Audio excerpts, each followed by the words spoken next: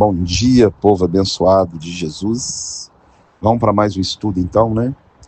Livro do profeta Ezequiel, capítulo 28 ao capítulo 30. E no capítulo 28 há uma profecia contra o rei de Tiro, a destruição do rei de Tiro. Começa falando de um homem que diz que quer ser igual a Deus, que quer subir acima dos mais altos lugares, mas de repente ele começa a falar de um outro assunto sobre o rei de Tiro. E diz algo que nós devemos prestar bastante atenção, porque é algo que aconteceu antes de existir a terra.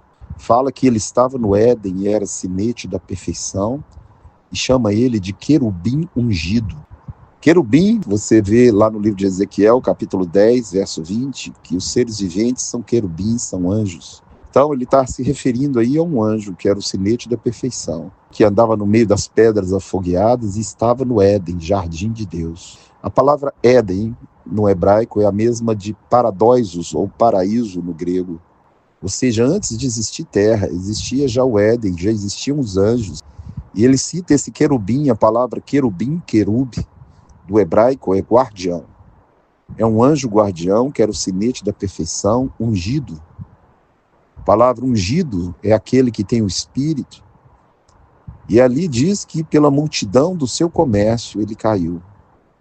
E eu te pergunto, qual comércio que era feito? Em Tiro era um comércio de muitas coisas, de cedro do Líbano, de ouro. Você vai ver que o rei de Tiro, Irão, ele trabalhou para Salomão para a construção do templo. O rei de Tiro, citado agora em Ezequiel 28, na metade do capítulo em diante, é Satanás, é o adversário, é o querubim.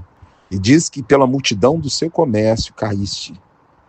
O que ele negociava que ele caiu? Você vai ler Apocalipse 12, verso 3, que o dragão arrasta com a sua cauda 1/3 das estrelas do céu.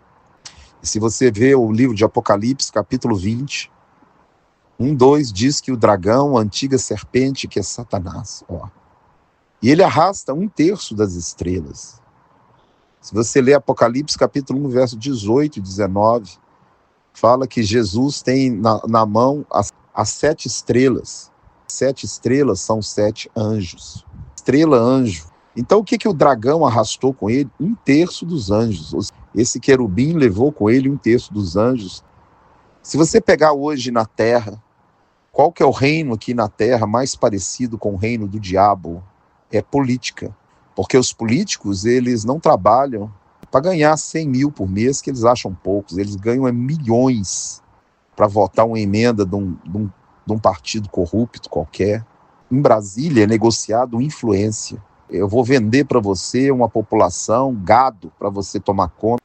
E o que o diabo fez? Ele loteou a terra.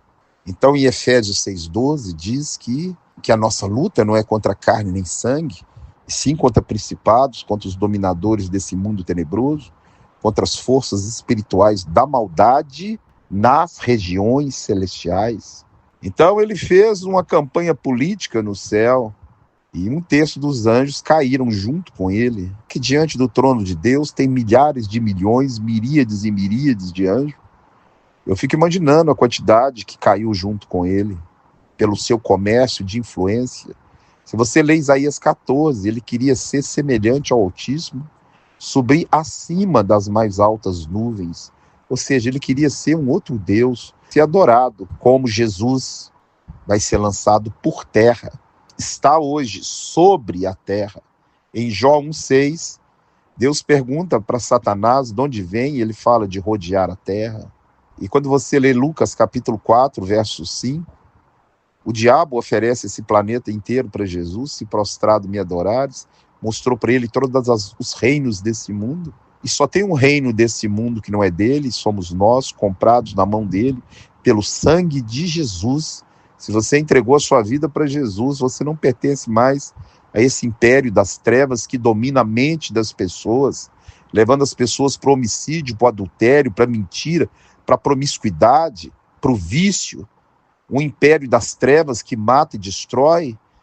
Mas Deus nos libertou, Colossenses 1:13, do império das trevas. A sua mente é liberta, você é livre.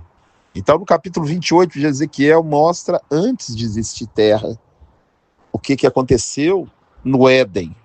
no jardim de Deus quando um querubim, um guardião ungido, resolveu, na multidão do seu comércio, de influência, de rebelião. A palavra iniquidade é transgressão da lei de Deus. E agora você está vendo Ezequiel 28, ele tem a revelação de Deus do que aconteceu antes de existir terra. O rei de Tiro não pode ser um querubim, um anjo. Ele continua com as profecias às nações e no verso 25, ele fala da restauração do povo de Israel. Quando ele mudar a sorte desse povo, ou seja, quando Jesus voltar para reinar no milênio. Eu congregar a casa de Israel entre os povos que eles foram espalhados, que essa profecia começou a se cumprir em 1948, com a fundação do Estado judeu. Deus começou a trazer de todos os cantos da terra o povo de Israel para a sua própria terra. A restauração de todas as coisas vai acontecer. E agora vem a profecia contra o Egito, porque o Egito foi um império poderosíssimo. E Deus fala que o Egito vai ser destruído e jamais vai voltar a ser aquele império que ele foi. Deus fala, eu vou levantar a minha espada. Ele vai usar esse império terrível, a Babilônia, para tratar todas as nações da terra. A Babilônia conquista o Egito e o faraó, o cadáver dele é ficado para os abutres comer na terra, não será enterrado. E Deus ainda fala, qual será o pago que eu vou dar para o rei da Babilônia pelos serviços dele prestado a mim? E fala, eu vou dar para ele o Egito, os despojos do Egito, para eles e pelo seu exército, por aqueles que eles fizeram ao meu serviço. Então o Egito não vai reerguer mais. Então ele termina falando que vai quebrar o braço do faraó, vai despojar os egípcios, e o Egito nunca mais vai se levantar como um império na terra. E é interessante que até hoje nunca mais o Egito se levantou como um império na terra. É um país que fede, igual a Índia, de tanta idolatria das imagens daquelas pirâmides, que são verdadeiros portais de demônios, né? Com as suas imagens que ainda estão lá. Que Deus te abençoe e te guarde, em nome de Jesus.